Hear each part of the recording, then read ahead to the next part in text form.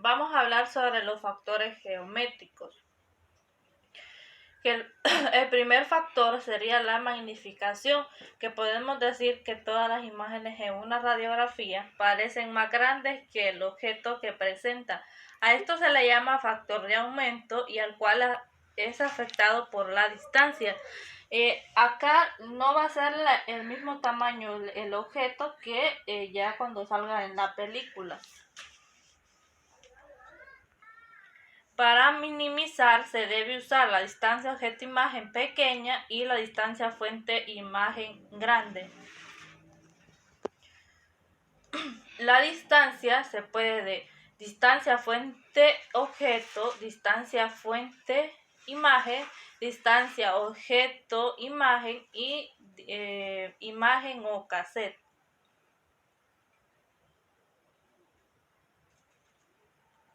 Ahora vamos a distancia fuente-imagen. Es la distancia que hay entre la fuente de radiación y el cassette, que aquí podemos ver que esta es nuestra fuente y la distancia llega hasta nuestro cassette o hasta nuestra imagen.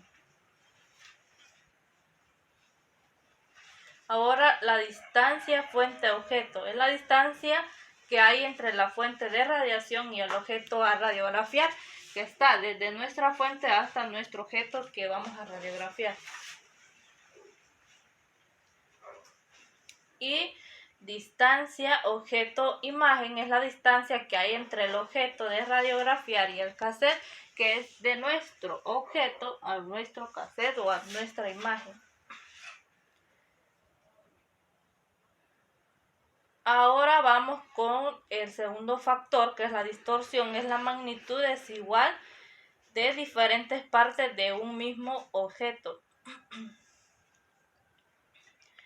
Y esta depende del grosor del objeto, la posición del objeto y la forma del objeto.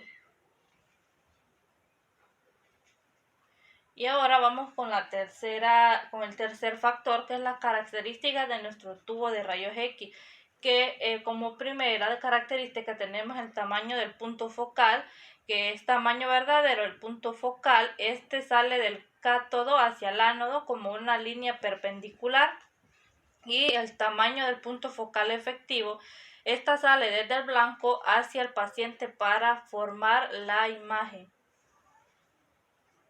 Tenemos el tamaño del punto focal pequeño. En esta se usa un filamento pequeño y mide 0.6. Los tamaños son de 25, 50, 100 a 200 mA en el foco pequeño. Y en el tamaño del punto focal grande se usa un filamento grande y mide 1.2. Los tamaños serían de 250, 320, 400, 500 mA del foco grande.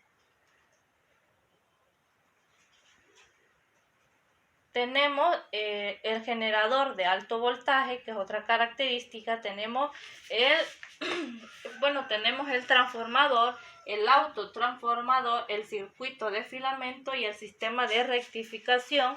Y esto transforma la corriente alterna de baja tensión de corriente a alta tensión estable y suministra potencia para acelerar los electrones.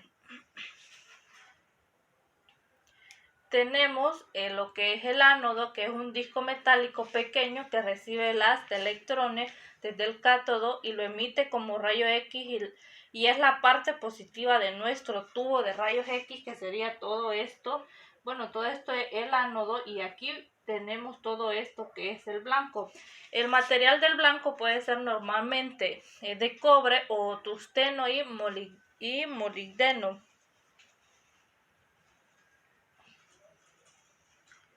Tenemos nuestro cátodo, que su función es la de producir electrones que viajarán hacia el ánodo, y contiene dos partes principales, que es el filamento y la copa de enfoque.